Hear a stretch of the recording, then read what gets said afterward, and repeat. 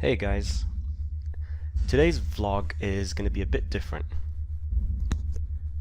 The last two were covering topics that were about insecurity and also how you feel, just generally as a person.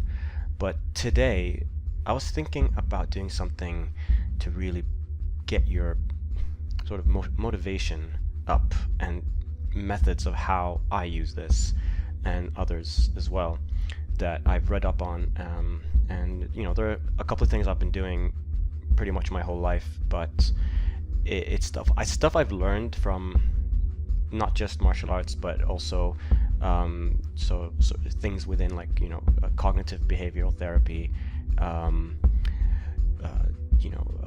neurolinguistic programming, different ways that you can help to kind of hack your mind to do what you want it to do and to kind of get yourself in the mindset that you need. One of the biggest problems with motivation is that you want to do something, you have that in your mind, you have this idea, you know where you want to be, but at the same time you just don't get there. You seem to just stay stuck.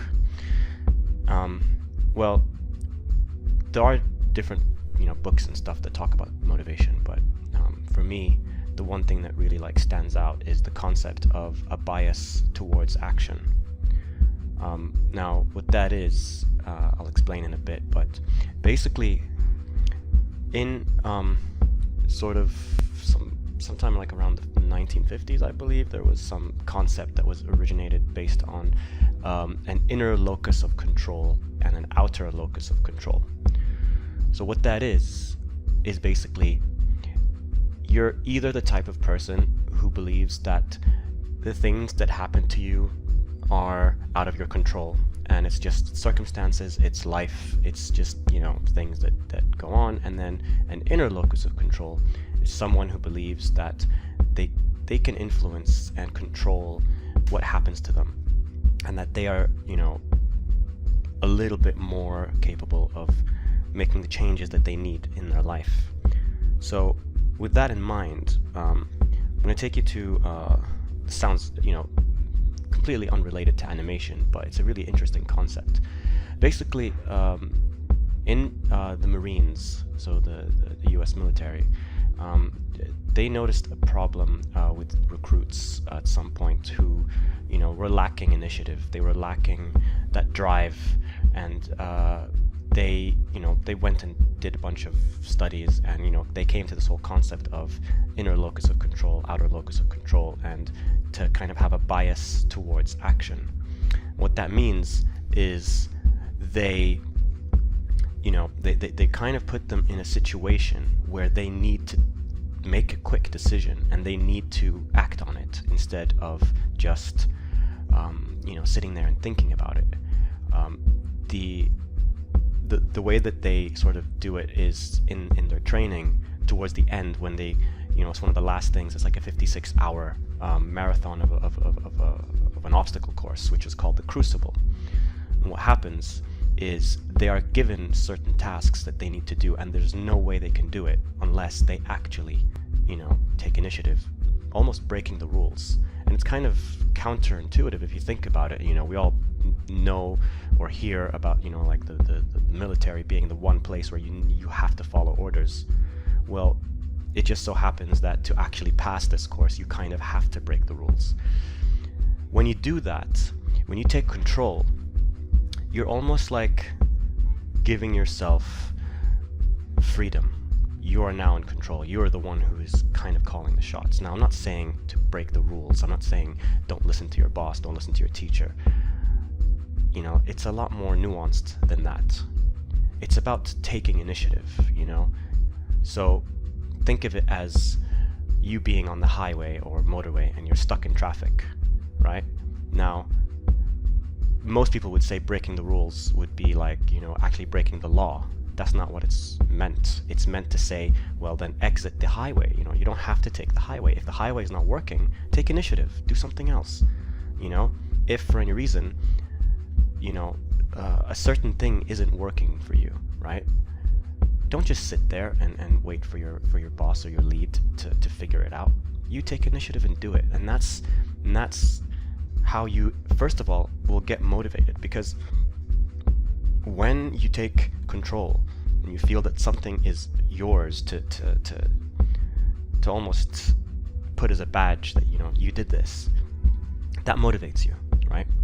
How many times have we been in a situation where we feel that ownership of something really gave us that feeling? So yeah, that's one, you know, one of the concepts.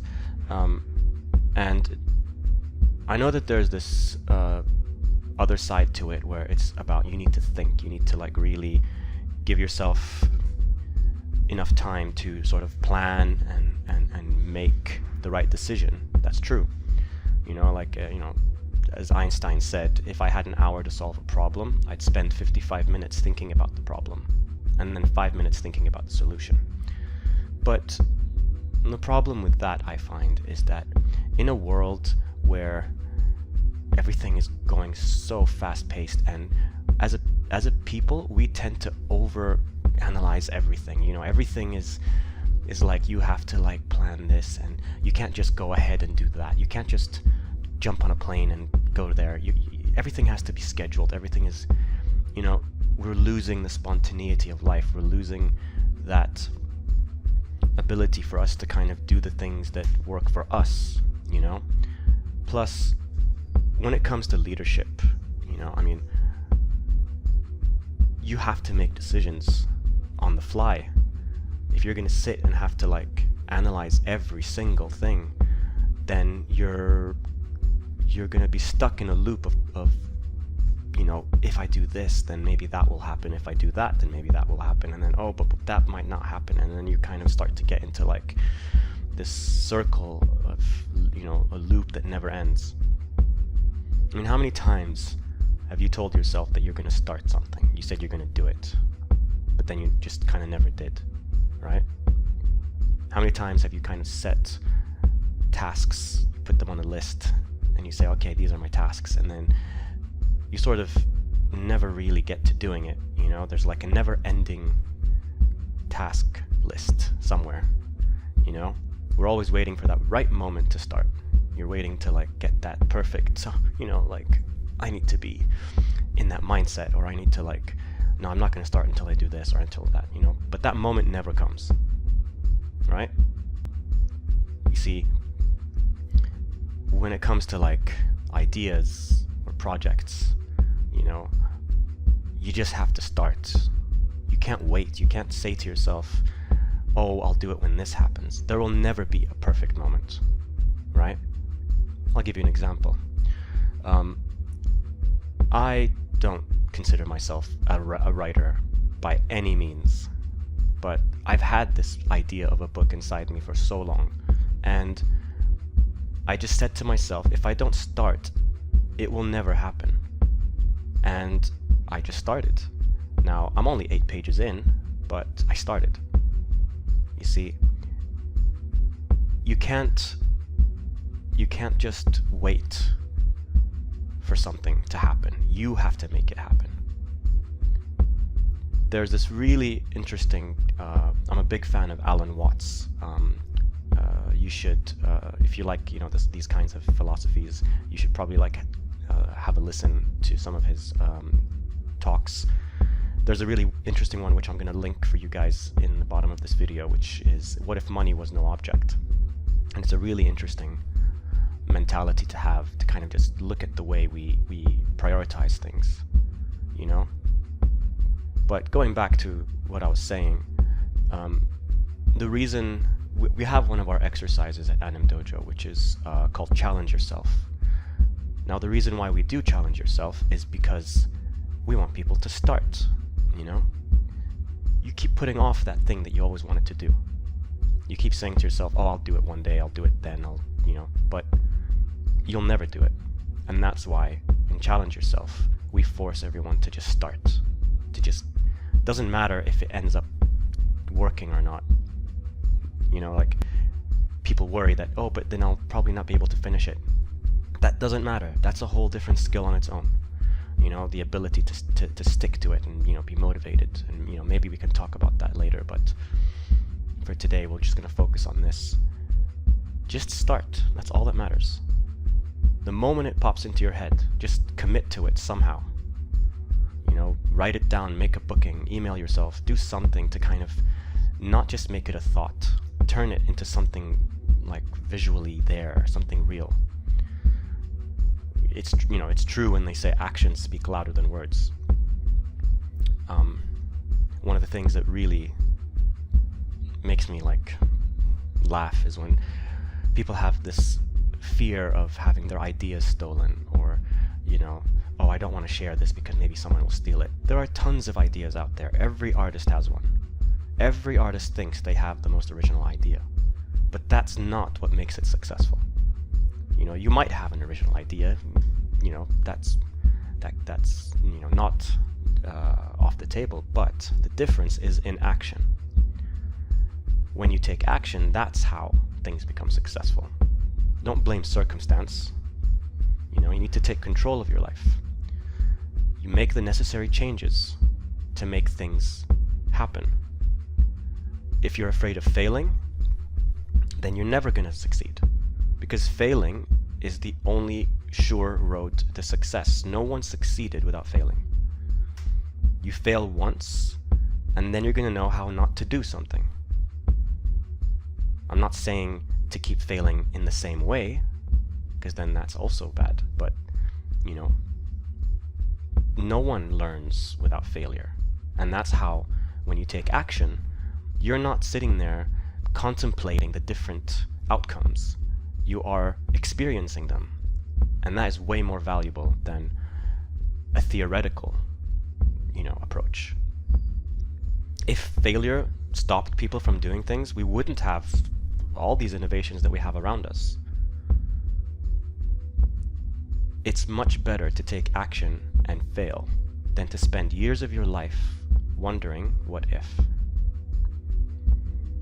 You know, I spent a good chunk of my life not doing what I wanted to do, purely because of that. And when I decided to take action, I wasn't sure how it was going to happen, and I've made a lot of mistakes along the way. Not many of you will know that my very, very first job was a stockbroker. Yes, a stockbroker. I used to sit and doodle all day while talking to clients. But that was more than 12 years ago. And the only way to get out of that was to just take action. I had no idea how I was going to become an animator. I just went for it, and it happened. I've made so many bad mistakes. You know, I've burnt some bridges. I've mismanaged some projects. I've even, you know, made bad career moves. But I've learned how not to do certain things, and I would never replace any of those with anything, just because there's this misconception about failure doesn't make it something that you should shy away from. So don't be afraid of it. I'm not saying to be, you know, crazy and just jump into things. You know, take calculated risks, but don't be afraid of failure. And take responsibility of your happiness and what happens in your life. You're the one in charge of your life, not whatever it is you're telling yourself is stopping you from doing whatever you want to do. You know, have an inner locus of control. You are in charge of your life. So, hopefully, all these things that we talked about can help you at least get closer to motivating yourself to start doing that thing that you've been wanting to do for so long. You know, if you're working right now, maybe, you know, make a mental note that, you know, later when you go home tonight, you know, you will start. Do it. If you're at home right now, just after this video, just go start. Nothing's stopping you but you. Not that deadline, not that job, not your responsibilities. Nothing is stopping you. You can make time for it. Take action. Take responsibility for what you want and don't blame it on anything else. So I just wanted to say thanks for watching this vlog. I really enjoy making them for you, and if you have any questions or any ideas, these are all sort of stemming from the responses I get from you guys, and it really does help me to gauge what you guys find useful and what you want me to do. So don't be afraid to get in touch and ask me questions, and I'll incorporate them into my vlogs. And yeah, good luck and happy animating.